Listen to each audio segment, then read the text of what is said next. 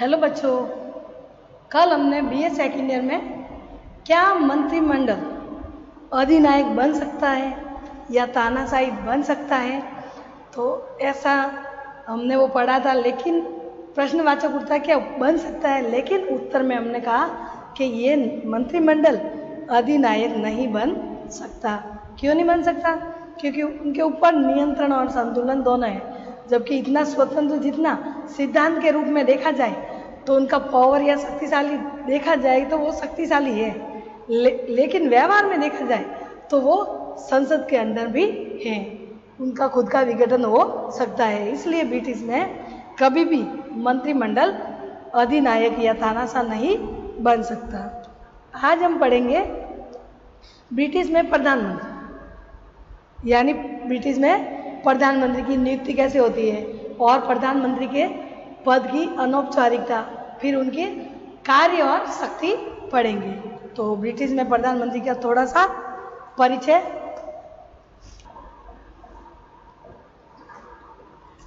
मंत्रिमंडल ब्रिटेन की वास्तविक कार्यपालिका है और प्रधानमंत्री मंत्रिमंडल का प्रधान है। इस प्रकार प्रधानमंत्री शासन व्यवस्था का केंद्र है और उनकी स्थिति सर्वाधिक महत्वपूर्ण है। शासन में प्रधानमंत्री की स्थिति इतनी अधिक महत्वपूर्ण और केंद्रीय है कि वर्तमान समय में कुछ पक्षों द्वारा ब्रिटिश सरकार को मंत्रिमंडल सरकार के स्थान पर प्रधानमंत्री सरकार कहा जाने लगा है। RHS कॉसमैन ने ये विचार व्यक्त किया है कि युद्धोत्तर काल में मंत्रिमंडल शासन प्रधानमंत्री के शासन में परिणत हो गया, यानी सारा कार्य प्रधानमंत्री ही करता है।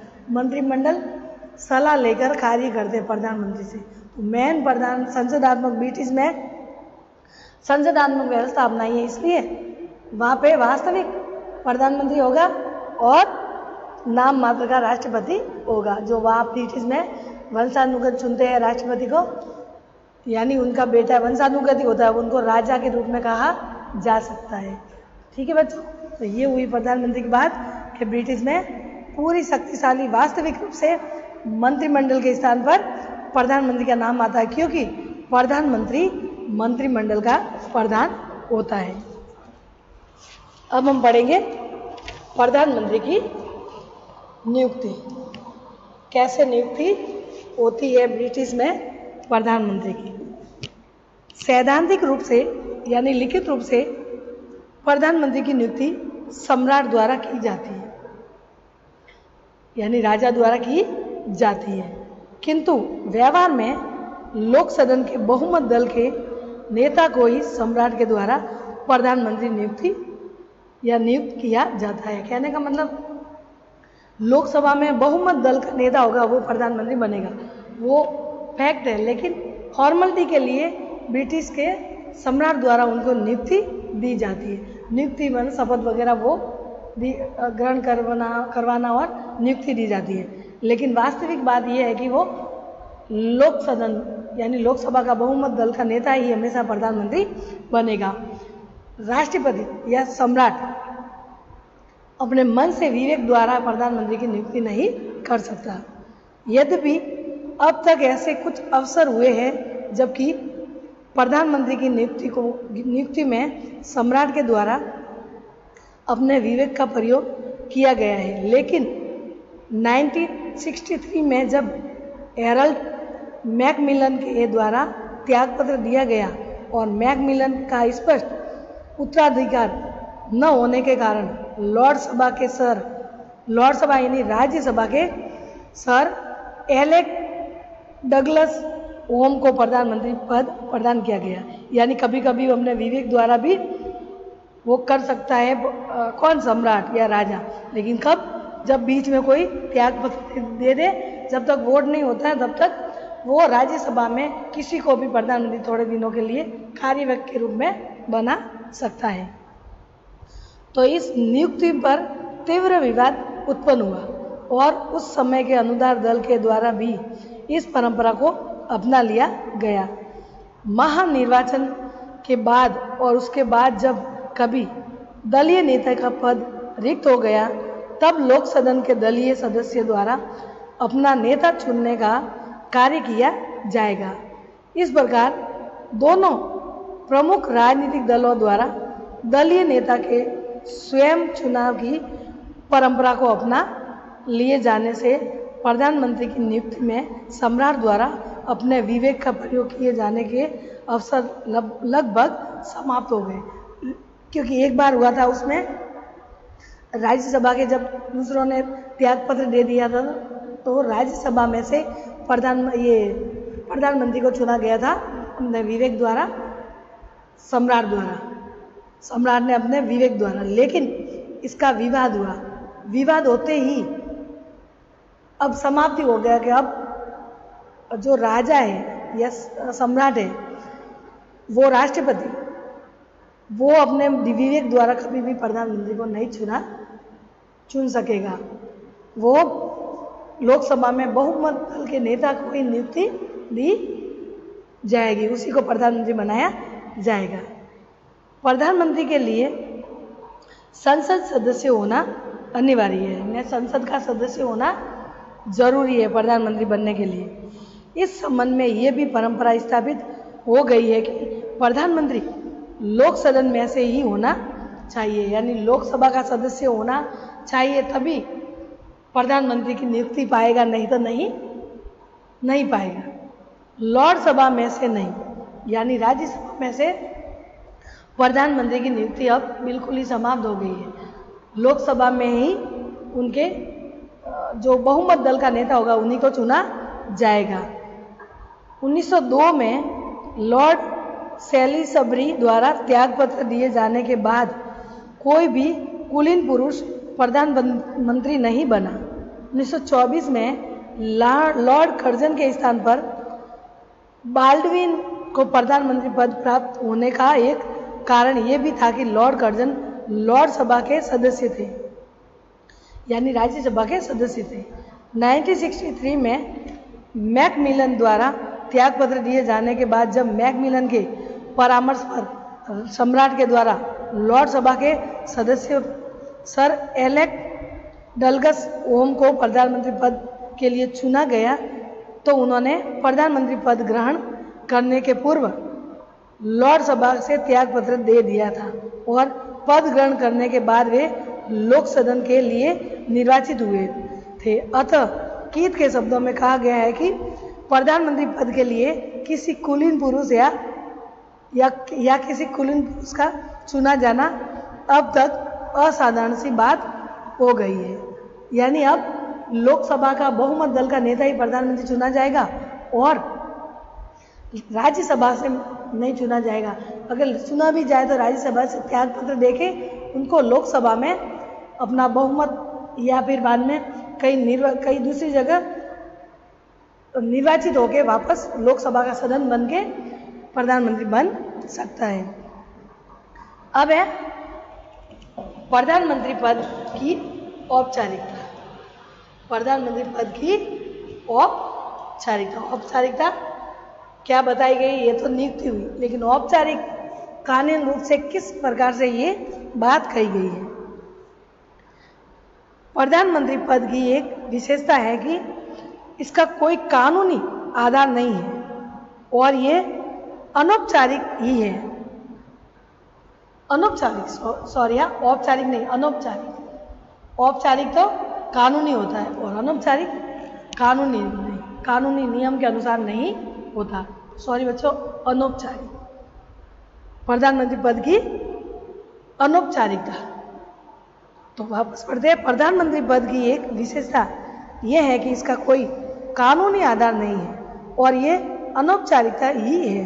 प्रधानमंत्री पद की स्थापना किसी संसदीय कानून के आधार पर नहीं हुई, वरन ये स्वयं विकसित हुई। यानी वहाँ प्रधानमंत्री ये कानूनी रूप से लिखा हुआ नहीं है, क्योंकि वहाँ पे संविधान लिखित नहीं है, अलिखित संविधान है ब्रिटिश में। तो जैसी परंपरा से चली आ रही प्रधानमंत्री की औपचारिकता वैसे ही अभी भी चल रही है। जब सम्राट जॉर्ज प्रथम ने कैबिनेट की बैठकों में सम्मिलित होना बंद कर दिया, क्योंकि उनको अंग्रेजी नहीं आ रही थी तो उन्होंने बंद कर दिया। तो कैबिनेट की बैठक फिर बाद में अभी भी प्रधानमंत्री नहीं लेता, राष्ट्रपति लेता है। तो कैबिनेट की अध्यक्षता के लिए पदाधिकार की आवश्यकता अनुभव की गई, यानी कैबिनेट के जो बैठक के लिए लोकसभा अध्यक्ष के एक नया पद अनुभव किया गया है। ये पदाधिकार कैबिनेट का प्रधान ही हो सकता था और इसी से प्रधानमंत्री पद का उदय हुआ। यानी कह रहे कि बैठक कौन लेगा, फिर बाद में जैसे जैसे उन्होंने तो लेना बंद कर दिया था जब इंग्लिश नहीं आती थी उनको, तो ये जॉर्ज प्रथम ने, तो ये परंपरा चली आई, लेकिन आखिर में कहा कि फिर बैठक कौन लेगा, प्रधानमंत्री, मंत्रिमंडल इनकी बैठक कौन करेगा, प्रधान तो होना चाहिए। तो ये अनुभव महसूस हुआ और उस दिन से फिर बाद में वापस ये हुआ कि प्रधानमंत्री पद का उदय हुआ और ये इनकी बैठक लेगा। पहले ऐसी व्यवस्था नहीं थी बच्चों। इस प्रकार 1721 में नियुक्त वालपोल ब्रिटिश का प्रथम प्रधानमंत्री था।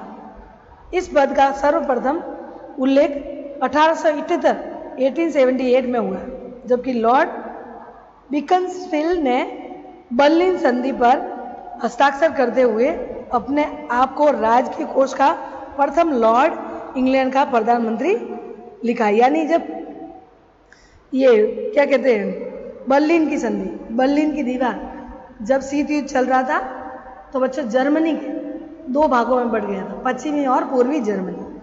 उसके बीच में जो दीवार खड़ी की थी उसको बर्लिन दीवार कहते हैं। तो बर्लिन की दीवार की संधि हुई जब तोड़ने की, जब विघटन हुआ सोवियत संघ का 1991 में, और बर्लिन की ये जर्मनी का एकीकरण हुआ 1990 में। तो ये जब ये संधि हुई बर्लिन की संधि, तो उन्होंने प्रधानमंत्री के नाम से साइन किए कि मैं प्रधानमंत्री, लॉर्ड बीकंसफील्ड ने, जिसमें विदेशी लोग हस्ताक्षर की स्थिति को समझ सके। बाद में सन 1906 में उसका स्थान निर्धारित करते हुए उसे यॉर्क के आर्क बिशप के बाद राज्य का चौथा नागरिक माना गया। इसके बाद सन 1837 के राजमुकुट के मंत्रियों से संबंधित कानून में सबसे पहले प्रधानमंत्री व राजकीय कोष के प्रथम लॉर्ड के पद का अस्तित्व स्वीकार किया गया। यानी शुरू से वहाँ पे ब्रिटिश में शुरू से प्रधानमंत्री का पद नहीं था, क्योंकि वहाँ गणतंत्र तो हुआ लेकिन अलिखित संविधान था। तो जैसे परंपरा से नई नई परिस्थिति के अनुसार बदलता रहा, वैसे ही ये उनका 1837 में प्रधानमंत्री का पद का रूप सामने आया और प्रधानमंत्री को लोकसभा के बहुमत दल के नेता को बनाने लग गए। ये पद स्वीकार हुआ।